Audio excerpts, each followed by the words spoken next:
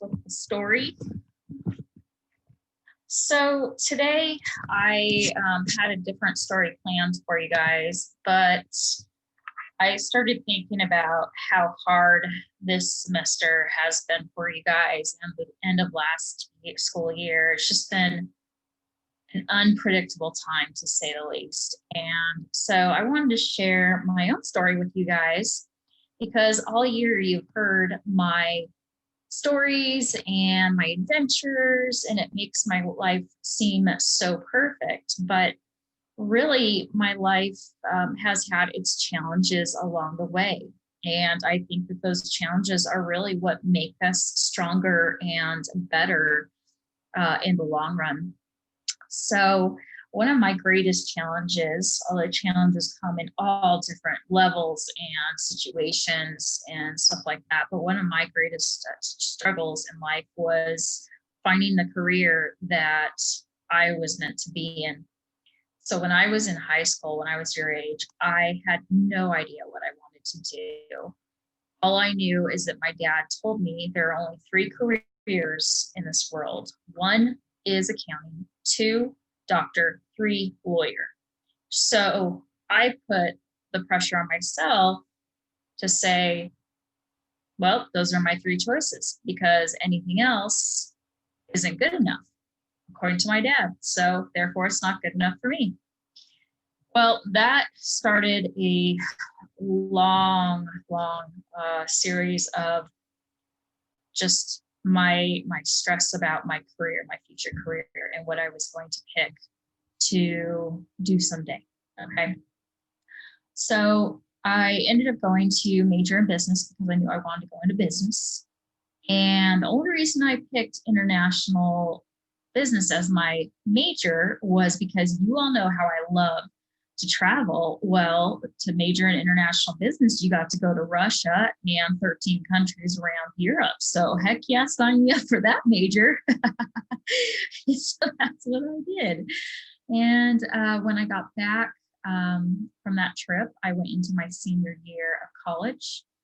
I had Japan, the job there lined up so that when I graduated from college, we were taking off to Japan almost immediately, and I would be there for about 5 or 6 months.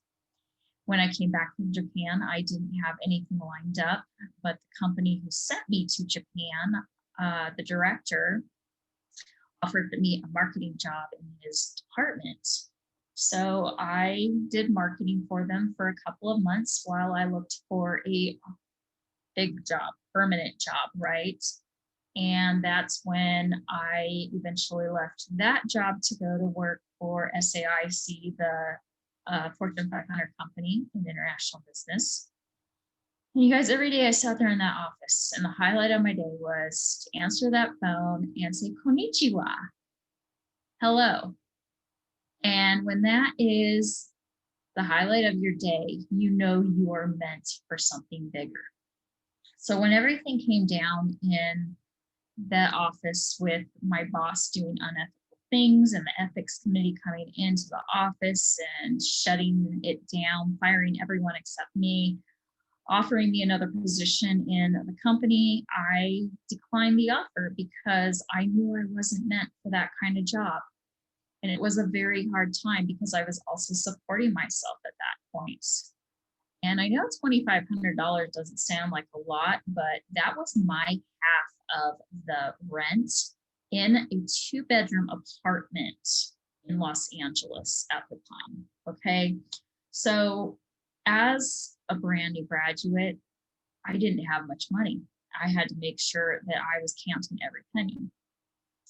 So from there, I went to get a temporary job until I found a permanent job. So I went and just worked for a couple of months for a nonprofit organization just to pay the bills. And that was really neat because I was in kind of the marketing department. We basically our big event that we were throwing was the silent auction and auction, because nonprofit companies, they work off of donations.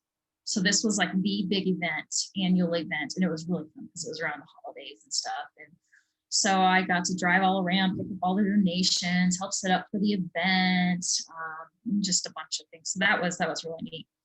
But I knew that I needed to be working in the real world with people, having contact, making connections.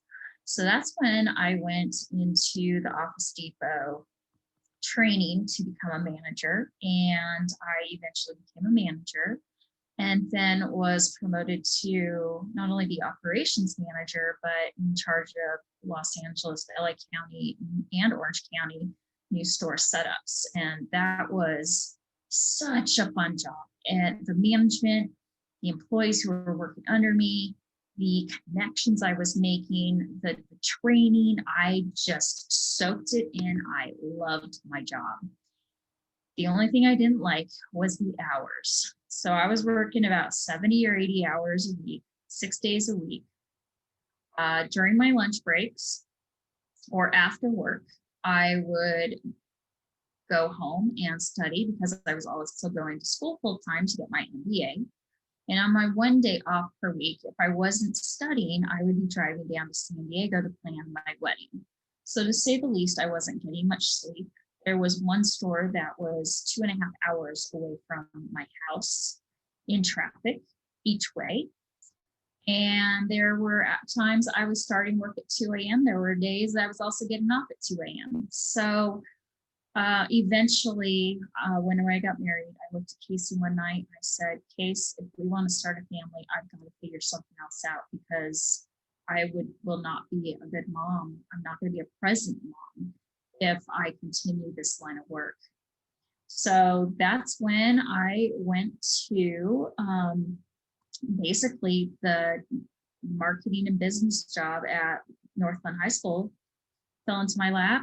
And that's right when we moved here to Colorado in 2000. Worked there for 2 years. And I was still questioning it, you guys, those 2 years. It wasn't until I came over to Legacy and built the marketing department and wrote the program approval. It was my baby. You guys, it just started to thrive. And I always thrived off of connections with these students. But it wasn't a Legacy that I really, really found what I was meant to do and where I was meant to be. And so I'm telling you guys, I graduated college in 98 and it wasn't until 2002. So pretty much 5 years later when I really figured things out. So my advice to you guys, just take things with a grain of salt. And everything happens for a reason. It is meant to set you up for what comes next. And I just want to encourage you guys. I know you all have been through a lot this semester. I hope I can support you in any way, every way I possibly can. Just know that I'll always be here for you. And guess what? I still have you next semester. Yay!